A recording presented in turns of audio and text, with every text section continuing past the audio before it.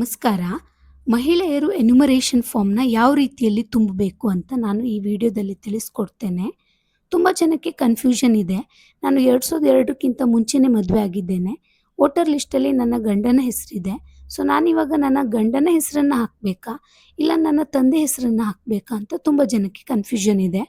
ಅದೆಲ್ಲರ ಬಗ್ಗೆ ಡೀಟೇಲ್ ಆಗಿ ನಾನು ಈ ವಿಡಿಯೋದಲ್ಲಿ ತಿಳಿಸ್ಕೊಡ್ತೇನೆ. ಬನ್ನಿ. ಫಸ್ಟ್ ಈಗ ನೀವು 2002ರ ಲಿಸ್ಟಲ್ಲಿ ನಿಮ್ಮ ಹೆಸರು ಇದೆಯಾ ಅಂತ ತಿಳ್ಕೋಬೇಕು ನೀವು. ಅದಕ್ಕೆ ನಾನು ಸಪ್ರೇಟಾಗಿ ಒಂದು ವಿಡಿಯೋ ಮಾಡಿದ್ದೇನೆ. ಸೊ ಅದರ ಲಿಂಕನ್ನು ನಾನು ಕಮೆಂಟ್ ಬಾಕ್ಸಲ್ಲಿ ಟಾಪಲ್ಲಿ ಪಿನ್ ಮಾಡಿರ್ತೇನೆ. ನೀವು ಅದರಲ್ಲಿ ಚೆಕ್ ಮಾಡ್ಕೊಳ್ಳಿ ನಿಮ್ಮ ಹೆಸರು ವೋಟರ್ ಲಿಸ್ಟಲ್ಲಿ ಇದೆಯಾ ಅಥವಾ ಇಲ್ವಾ ಅಂತ, ಆಯಿತಾ? ಸೊ ಈಗ ನಾನು ಫಸ್ಟು ಮತದಾರರ ಪಟ್ಟಿಯಲ್ಲಿ ನಿಮ್ಮ ಹೆಸರು ಇದೆ ಅಂತ ತಿಳಿದು ಅದನ್ನು ಯಾವ ರೀತಿ ಫಿಲ್ ಮಾಡೋದಂತ ತೋರಿಸ್ಕೊಡ್ತೇನೆ. ಸೊ ಮತದಾರರ ಪಟ್ಟಿಯಲ್ಲಿ ನಿಮ್ಮ ಹೆಸರು ಇದೆ, ನೀವು ಚೆಕ್ ಮಾಡ್ಕೊಂಡಿದ್ದೀರ. ಈಗ ನೀವು ಇಲ್ಲಿ ಕಾಣುವ ಹಾಗೆ ಎಡಬದಿಯಲ್ಲಿ ಹಿಂದಿನ ವಿಶೇಷ ಸಮಗ್ರ ಪರಿಷ್ಕರಣೆ ಮತದಾರ ಪಟ್ಟಿಯ ಮತದಾರರ ವಿವರಗಳು, ಅಲ್ಲಿ ನಿಮ್ಮ ಡೀಟೇಲ್ಸನ್ನು ಕೊಡಬೇಕು. ಯಾವ ಡೀಟೇಲ್ಸ್? 2002ರ ಮತದಾರ ಪಟ್ಟಿಯಲ್ಲಿ ನಿಮ್ಮ ಹೆಸರು ಹೇಗಿದೆ, ನಿಮ್ಮ ವೋಟರ್ ಸಂಖ್ಯೆ ಏನಿದೆ, ಸಂಖ್ಯೆ ಇದ್ದರೆ ಹಾಕ್ಬೋದು, ಇಲ್ಲಾಂದರೆ ಪರವಾಗಿಲ್ಲ ಹಾಗೆ ಬಿಡ್ಬೋದು. ಮತ್ತು ಸಂಬಂಧಿ ಹೆಸರು 2000 ಪಟ್ಟಿಯಲ್ಲಿ ನಿಮ್ಮ ಸಂಬಂಧಿ ಹೆಸರು ನಿಮ್ಮ ತಂದೆ ಹೆಸರಿದ್ದರೆ ನೀವು ತಂದೆ ಹೆಸರನ್ನೇ ಬರೀಬೇಕು. ಅಥವಾ ಅದರಲ್ಲಿ ನಿಮ್ಮ ಗಂಡನ ಹೆಸರಿದೆ ಅಂದರೆ ನೀವು ಗಂಡನ ಹೆಸರನ್ನು ಬರಿಬೇಕಾಗುತ್ತೆ. ಮತ್ತು ಸಂಬಂಧ ಕಾಲಮಲ್ಲಿ ನಿಮ್ಮ ತಂದೆ ಹೆಸರಿದ್ದರೆ ನೀವು ತಂದೆ ಅಂತ ಸಂಬಂಧ ಬರಿಬೇಕು. ಅದೇ ನಿಮ್ಮ ಗಂಡನ ಹೆಸರು ವೋಟರ್ ಲಿಸ್ಟಲ್ಲಿ ಹೇಗಿದೆ ಅದು ಸಂಬಂಧ ಗಂಡ ಅಂತ ಬರಿಬೇಕಾಗುತ್ತೆ. ಸೊ ವೋಟರ್ ಲಿಸ್ಟಲ್ಲಿ ಯಾವ ಸಂಬಂಧಿ ಹೆಸರಿದೆ ಅದನ್ನೇ ಬರಿಬೇಕು, ನೀವು ಚೇಂಜ್ ಮಾಡುವ ಹಾಗಿಲ್ಲ. ಮತ್ತು ನೀವು ವೋಟ್ ಹಾಕುವ ಸಮಯದಲ್ಲಿ 2002ರ ಲಿಸ್ಟಲ್ಲಿ ಯಾವ ಜಿಲ್ಲೆ ಹಾಗೂ ಯಾವ ರಾಜ್ಯ ಹಾಗೂ ನಿಮ್ಮ ವಿಧಾನಸಭಾ ಕ್ಷೇತ್ರದ ಹೆಸರೇನು, ಸಂಖ್ಯೆ ಮತ್ತು ಭಾಗ ಸಂಖ್ಯೆ, ಕ್ರಮ ಸಂಖ್ಯೆ, ಇದಿಷ್ಟು ಡೀಟೇಲ್ಸ್ನ ನೀವು 2002ರ ಲಿಸ್ಟಲ್ಲಿ ನಿಮ್ಮದು ಹೇಗಿದೆ ನೋಡಿ ಹಾಗೆ ನೀವು ಬರಿಬೇಕಾಗುತ್ತೆ. ಅದು ಕಂಪ್ಲೀಟ್ ಮಾಡಿ. ಅದಾದ ನಂತರ ನೀವು ಇಲ್ಲಿ ಕೆಳಗಡೆ ಕಾಣ್ಬೋದು.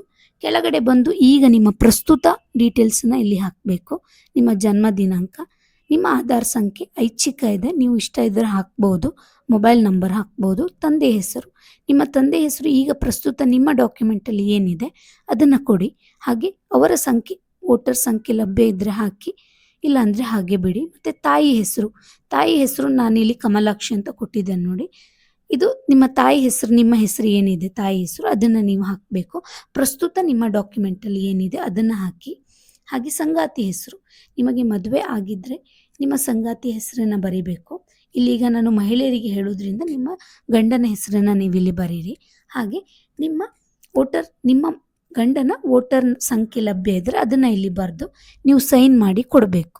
ಮತ್ತು ಇಲ್ಲಿ ನಿಮ್ಮ ಫೋಟೋ ಇನ್ ಕೇಸ್ ಏನಾದರೂ ಹಳೇದಾಗಿದ್ದರೆ ನೀವು ಹೊಸ ಒಂದು ಫೋಟೋವನ್ನು ಇಲ್ಲಿ ರೈಟ್ ಸೈಡಲ್ಲಿ ಹಳೆ ಫೋಟೋದ ಪಕ್ಕದಲ್ಲಿ ಅಂಟಿಸಿ ಕೊಡಬೇಕು. ಸೊ ಇದು 2002ರ ಮತದಾರ ಪಟ್ಟಿಯಲ್ಲಿ ನಿಮ್ಮ ಹೆಸರು ಇದ್ದರೆ. ಈಗ 2002ರ ಮತದಾರ ಪಟ್ಟಿಯಲ್ಲಿ ನನ್ನ ಹೆಸರು ಇಲ್ಲ. ಆಗ ನಾನು ಏನು ಮಾಡಬೇಕು? ನನ್ನ ತಂದೆ ಹೆಸರು ಹಾಕಬೇಕಾ ಅಥವಾ ನನ್ನ ಗಂಡನ ಹೆಸರು ಹಾಕಬೇಕಾ ಅಂತ ತುಂಬ ಜನಕ್ಕೆ ಕನ್ಫ್ಯೂಷನ್ ಇದೆ. ನಾನು ಆಗಲೇ ಹೇಳ್ದಾಗೆ, ಇವೊಂದು ನಿಮ್ಮ ಗಂಡನ ಹೆಸರು 2002ರ ಮತದಾರ ಪಟ್ಟಿಯಲ್ಲಿ ಇದ್ದರೂ ಕೂಡ ಈಗ ನಿಮ್ಮ ಹೆಸರು ಇಲ್ಲ ಅಲ್ಲ, ನಿಮ್ಮ ಗಂಡನ ಹೆಸರು ಇದೆ. ಆಗ ಕೆಲವರು ಹೇಳ್ತಾರೆ ನನ್ನ ಗಂಡನ ಹೆಸರು ಹಾಕ್ಬೋದಲ್ವಾ ಅಂತ. ಸೊ ಇದು ಆ್ಯಕ್ಚುಲಿ ಫ್ಯಾಮಿಲಿ ಮ್ಯಾಪಿಂಗ್ ಮಾಡ್ತಾ ಇರೋದ್ರಿಂದ, ಪ್ರೊಜೆನಿ ಮ್ಯಾಪಿಂಗ್ ಮಾಡ್ತಾ ಇರೋದ್ರಿಂದ ನೀವಿಲ್ಲಿ ನಿಮ್ಮ ಗಂಡನ ಹೆಸರು ಹಾಕುವ ಹಾಗಿಲ್ಲ, ನಿಮ್ಮ ಗಂಡನ ವೋಟರ್ ಲಿಸ್ಟ್ ಹಾಕುವ ಹಾಗಿಲ್ಲ. ನೀವು ನಿಮ್ಮ ತಂದೆಯ ಮನೆಯ, ಅಂದರೆ ನಿಮ್ಮ ತಂದೆಯ ಅಥವಾ ತಾಯಿಯ, ನಿಮ್ಮ ಕುಟುಂಬದ ಅವರ ಡೀಟೇಲ್ಸನ್ನು ಹಾಕಬೇಕು. ನಿಮ್ಮ ತಂದೆಯ ಹೆಸರು 2002ರ ವೋಟರ್ ಲಿಸ್ಟಲ್ಲಿದ್ದರೆ ನೀವು ಅದನ್ನು ಹಾಕಬೇಕು. ಅಥವಾ ನಿಮ್ಮ ತಾಯಿಯ ಹೆಸರಿದ್ದರೆ ಅದನ್ನು ಹಾಕಿ. ಇಬ್ಬರದ್ದು ನನಗೆ ಸಿಗ್ತಾ ಇಲ್ಲ ಅಂದರೆ ನೀವು ನಿಮ್ಮ ಅಜ್ಜ ಅಥವಾ ಅಜ್ಜಿಯ ಹೆಸರನ್ನು ಕೂಡ ಇಲ್ಲಿ ಹಾಕಬಹುದು. ನಾನಿಲ್ಲಿ ನೋಡಿ ಈಗ ಈ ಒಂದು ಈ ಫಾರ್ಮ್ ಇದೆಯಲ್ಲ, ಇದು ಒಂದು ಮಹಿಳೆಗೆ ಸಂಬಂಧಪಟ್ಟಿದ್ದು.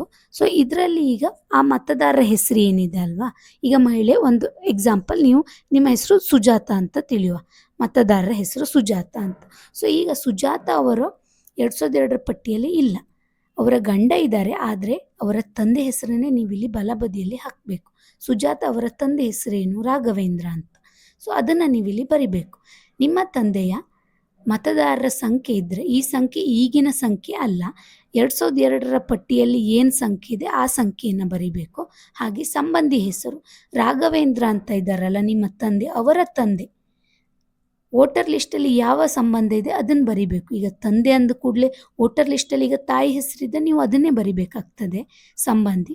ಇಲ್ಲೀಗ ಸುಜಾತ ಅವರ ತಂದೆಯ ವೋಟರ್ ಲಿಸ್ಟಲ್ಲಿ ಸಂಬಂಧಿ ಹೆಸರು ಆನಂದ, ಸಂಬಂಧ ತಂದೆ ಅಂತಿದೆ. ಹಾಗಾಗಿ ನಾನು ಅದನ್ನೇ ಬರೆದಿದ್ದೀನಿ.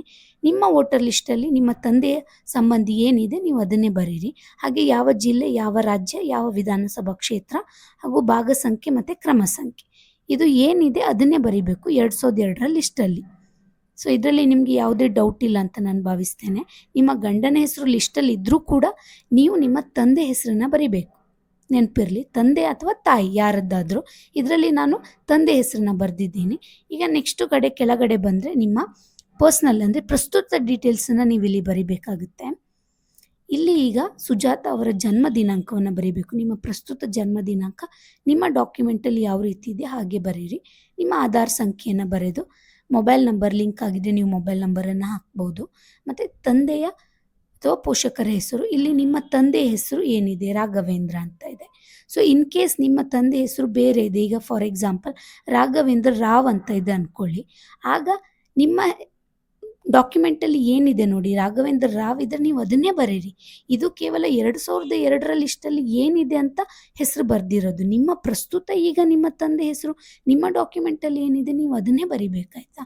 ಸುಜಾತ ಅವರ ಡಾಕ್ಯುಮೆಂಟಲ್ಲಿ ಅದೇ ಹೆಸರಿದೆ, ರಾಘವೇಂದ್ರ ಅಂತಲೇ ಇದೆ, ಹಾಗಾಗಿ ಅದನ್ನೇ ಬರೆದಿದ್ದೇವೆ ಆಯಿತಾ. ನೆಕ್ಸ್ಟ್ ಇಲ್ಲಿ ನಿಮ್ಮ ತಂದೆಯ ವೋಟರ್ ನಂಬರ್ ಇದ್ದರೆ ಅದನ್ನು ನೀವು ಹಾಕಬೇಕು. ಹಾಗೆ ತಾಯಿ ಹೆಸರು ನಿಮ್ಮ ಡಾಕ್ಯುಮೆಂಟಲ್ಲಿ ಏನಿದೆ ನೀವು ಅದನ್ನೇ ಬರೀರಿ. ಸುಜಾತ ಅವರು ಇಲ್ಲಿ ತಾಯಿ ಹೆಸರು ಕಮಲಾಕ್ಷಿ ಅಂತ ಬರೆದಿದ್ದಾರೆ. ಅವರ ವೋಟರ್ ಸಂಖ್ಯೆ ಇದ್ದರೆ ನೀವು ಬರಿಬೋದು. ಈ ವೋಟರ್ ಸಂಖ್ಯೆ ಕೆಲವರು ಕನ್ಫ್ಯೂಷನ್ ಮಾಡ್ಕೋತಾರೆ, ಈ ವೋಟರ್ ಐ ಡಿ ಯಾವುದು, 2002ರ ಲಿಸ್ಟಲ್ಲಿ ಇರೋ ವೋಟರ್ ಐ ಡಿಯಾ ಅಂತ ಕೇಳ್ಬೋದು. 2002ರ ವೋಟರ್ ಐ ಡಿ ನೀವು ಇಲ್ಲಿ ಆಲ್ರೆಡಿ ಬರೆದಿದ್ದೀರಾ ಅಲ್ವಾ. ಸೊ ಇದು ನಿಮ್ಮ ಪ್ರಸ್ತುತ ಕರೆಂಟ್ ನಿಮ್ಮ ತಂದೆ ಅಥವಾ ತಾಯಿಯ ವೋಟರ್ ಸಂಖ್ಯೆ ಇದ್ದರೆ ನೀವು ಅದನ್ನು ಇಲ್ಲಿ ಬರಿಬೋದು. ಮತ್ತು ಇಲ್ಲಿ ಸಂಗಾತಿಯ ಹೆಸರು ಅಂತ ಇದೆ. ಸಂಗಾತಿಯ ಹೆಸರು ನಿಮ್ಮ ಗಂಡನ ಹೆಸರು, ನೀವು ಮದುವೆ ಆಗಿದ್ದರೆ ನೀವು ನಿಮ್ಮ ಗಂಡನ ಹೆಸರನ್ನು ನೀವಿಲ್ಲಿ ಬರೀರಿ. ಮತ್ತು ನಿಮ್ಮ ಗಂಡನ ವೋಟರ್ ಐ ಡಿ ಸಂಖ್ಯೆ ಲಭ್ಯ ಇದ್ದರೆ ನೀವು ಅದನ್ನು ಕೂಡ ಇಲ್ಲಿ ಹಾಕ್ಬೋದು. ಸೊ ಇದಿಷ್ಟು ಡೀಟೇಲ್ಸ್ನ ನೀವು ಫಿಲ್ ಮಾಡಬೇಕಾಗುತ್ತೆ. ಈಗ ನೀವಿಲ್ಲಿ ನೆಕ್ಸ್ಟ್ ಇಲ್ಲಿ ಮತದಾರರ ಸಹಿ ಅಂತ ಇದೆ. ಸೊ ನಿಮ್ಮ ಸಹಿಯನ್ನು ನೀವು ಹಾಕ್ಬೋದು. ಇನ್ ಕೇಸ್ ನೀವು ಆ ಊರಲ್ಲಿ ಇಲ್ಲ, ಬೇರೆ ಕಡೆ ಇದ್ದೀರಾ ಅಂದರೂ ಕೂಡ ನಿಮ್ಮ ಪರವಾಗಿ ಯಾರಾದರೂ, ನಿಮ್ಮ ಗಂಡನಾದರೂ ಪರವಾಗಿಲ್ಲ, ನಿಮ್ಮ ಮನೇಲಿ ಯಾರು ಸಹಿ ಮಾಡಲಿಕ್ಕೆ ಸಾಧ್ಯ ಇದ್ದಾರೆ ಅವರು ಹಾಕಿ, ನಿಮಗೆ ಅವರು ಏನು ಸಂಬಂಧ ಅಂತ ಬರೆದು ಯಾವ ದಿನಾಂಕದಲ್ಲಿ ಸೈನ್ ಮಾಡ್ತಿದ್ದಾರೆ ಅಂತ ದಿನಾಂಕದೊಂದಿಗೆ ಸಹಿ ಮಾಡಿ ಕೊಟ್ಟರೆ ಆಯಿತು. ಈ ಒಂದು ಫಾರ್ಮನ್ನು ನೀವು BLOಗಳಿಗೆ ಕೊಡ್ಬೋದು. ಮತ್ತು ನಾನು ಆಗಲೇ ಹೇಳಿದಾಗೆ ಫೋಟೋ ನಿಮ್ಮದು ಹಳೆ ಫೋಟೋ ಅನಿಸಿದ್ರೆ ಅಥವಾ ಫೋಟೋ ಬೇರೆ ಚೇಂಜ್ ಮಾಡೋಣ ಅನಿಸಿದ್ರು ಕೂಡ ನೀವು ನಿಮ್ಮ ಇತ್ತೀಚಿನ ಭಾವಚಿತ್ರವನ್ನು ನೀವು ಅಲ್ಲಿ ಹಾಕ್ಬೋದು. ಸೊ ಇದಿಷ್ಟು ಮಾಹಿತಿಯನ್ನು ನೀವು ಫಿಲ್ ಮಾಡಿ BLOಗಳಿಗೆ ಕೊಡಿ. ಇನ್ನೊಂದು ಕಾಪಿ ಇರುತ್ತಲ್ಲ ಅದನ್ನು ನಿಮ್ಮ ಹತ್ರನೇ ಇಟ್ಕೊಳ್ಳಿ.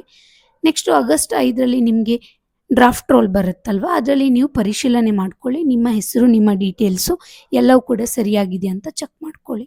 ಇದಿಷ್ಟು ಮಾಹಿತಿ ನಾನು ನಿಮಗೆ ಯೂಸ್ಫುಲ್ ಆಗಿದೆ ಅಂತ ಅನ್ಕೋತಾ ಇದ್ದೀನಿ. ಮತ್ತು ನಿಮಗೆ ಇದರಲ್ಲಿ ಯಾವುದೇ ರೀತಿಯ ಡೌಟ್ ಇನ್ನೂ ಕೂಡ ಇದ್ದರೆ ನೀವು ಕಮೆಂಟ್ ಮಾಡ್ಬೋದು. ಮತ್ತು ನಿಮ್ಮ ಮನೆಗೆ ಹೇಗೂ BLOಗಳು ಬರ್ತಾರೆ, ನಿಮಗೆ ಯಾವುದೇ ರೀತಿಯ ಡೌಟ್ ಇದ್ದರೂ ಕೂಡ ಅವ್ರ ಹತ್ರ ಕೇಳಿ, ಅವರು ನಿಮಗೆ ಆನ್ಸರ್ ಮಾಡ್ತಾರೆ.